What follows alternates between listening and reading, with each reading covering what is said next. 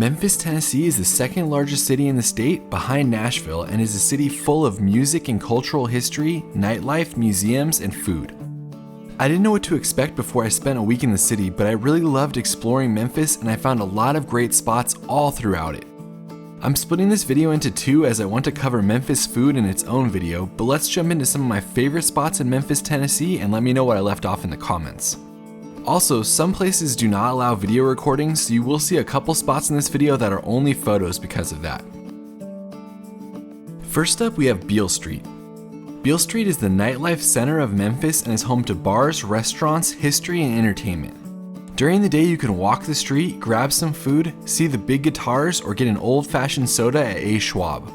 At night, you see a whole new part of the city though, with street performers like the Beale Street Flippers. Plus, there's music in almost every bar, and on the weekends, you will surely find some fantastic local acts like I did. I enjoyed Beale Street a lot as it felt more laid back than Broadway Street, its neighbor Party Street in Nashville. I had a great time during my mini visits to Beale Street both at day and at nighttime. Next up, we have the Peabody Ducks, one of the quirkiest parts of the city's history.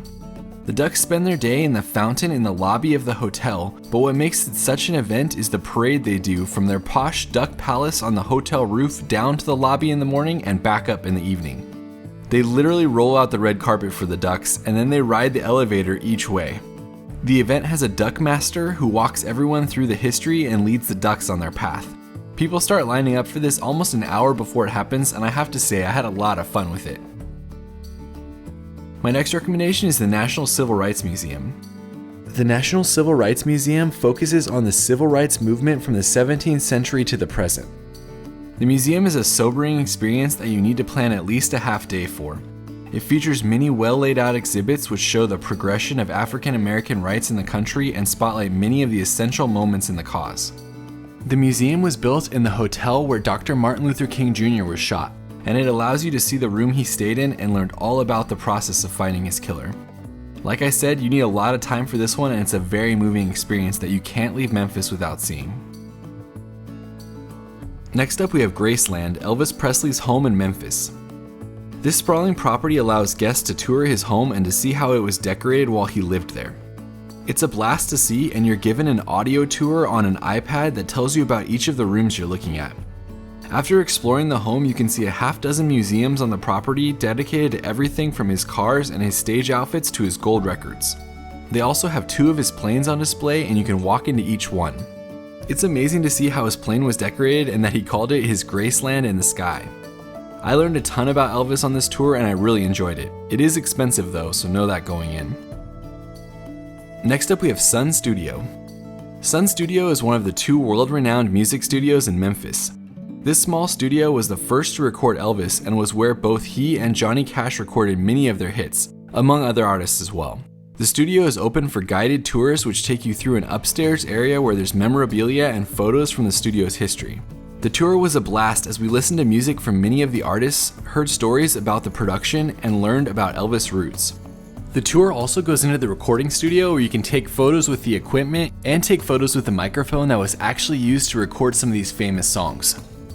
It was a great 1-hour tour that I enjoyed, and you can get a really good understanding of the Memphis area's impact on music with a tour of Sun Studio and our next recommendation, Stax.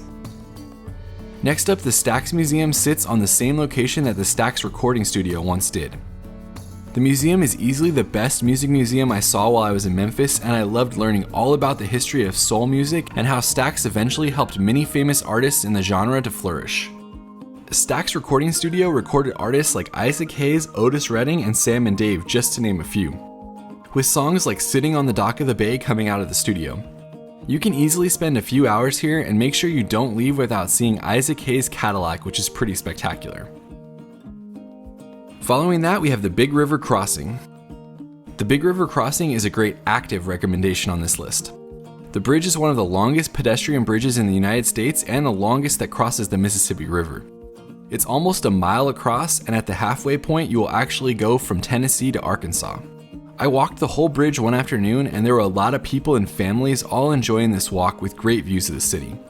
It's a fun spot to be active in Memphis. Next up, you have the Bass Pro Pyramid.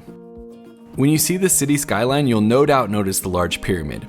It was once an auditorium, but it's now a Bass Pro Shop. I love Bass Pro Shops, so I was excited to see this one, and it really is incredible on the inside.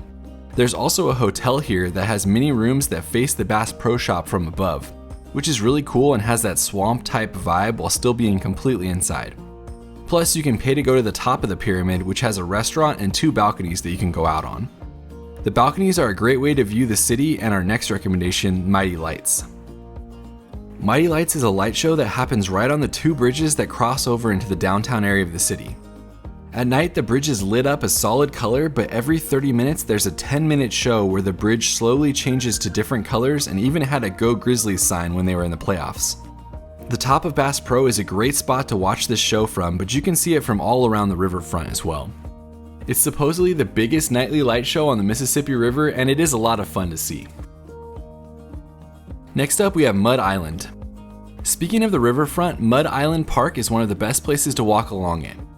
This island is right across from downtown Memphis, and it has a monorail that you can take to it, which wasn't open when I went, and a museum and a walking path that you can explore. The walking path is great as it has a topographical small-scale representation of the Mississippi River as it runs its entire course to the sea. You can walk the whole thing and see all of its bends plus the big cities that it passes. It's surprisingly long, and it took me about 15 minutes to trace it all the way to the end.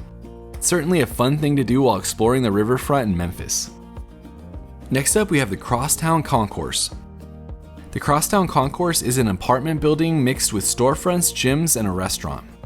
It started its life as a Sears distribution center and store in the 1920s until it closed in the 1980s. It fell into disrepair after that, and eventually the building was bought and revitalized. Today it feels more like a community meeting place, and it's fun just to walk the halls of this historic structure while looking at the art on display and trying the many different restaurants. I personally like the burgers at Farm Burgers, but you can get everything from coffee to ice cream as you're exploring. Let me know what it's like to live there if you do in the comments.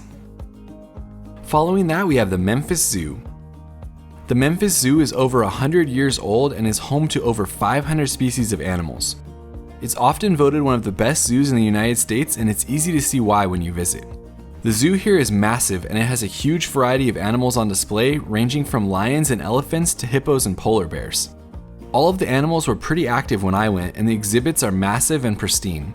The zoo is one of 4 zoos in the United States that has giant pandas as well, so if you want to see a panda in real life, this is a great place to see one. My favorite area was the nighttime enclosure, as I have never seen the nocturnal animals as active as they were here. There's even a wide area where bats can fly, which is especially cool. You need at least a half day to see the whole zoo, but as far as zoos go, it's a pretty great one. Next up, we have Shelby Farms. Shelby Farms is a sprawling urban park that encompasses over 4,500 acres. It has many lakes with boating activities, horse stables for trail rides, a fantastic children's playground, and even a herd of buffalo. This is all in addition to the miles of green space for nice weekend drives and the biking and hiking trails that cross throughout the park. It's one of those places that you'll find tons of people enjoying on a nice spring day, and it's easy to see why, as there's a lot of room to spread out all throughout the public park. Lastly, I wanted to mention the Crystal Grotto because it's so unique. This area was built in the 1930s and is the only man-made crystal cave I've ever heard of. It sits in the middle of the Memphis Memorial Park Cemetery, and it's pretty incredible to see. Outside of the cave sits a beautiful pond with a fountain in the middle and a hollowed out tree. Inside, you'll find yourself in a good-sized cave that has multiple different artistic representations of Jesus' life and ministry, all surrounded by quartz crystals hanging from the walls. There are many different colorful lights shining on the crystals, creating an almost psychedelic experience in the cave. I love this sort of thing when I travel, and I was excited to see it here, and I'm glad it's been so well preserved. So there you have it, some of my favorite things to do in Memphis. I planned to include food on this list, but it got so long that I'm putting food in another video. Let me know what your favorite spot is in the city, and we will see you on the next video.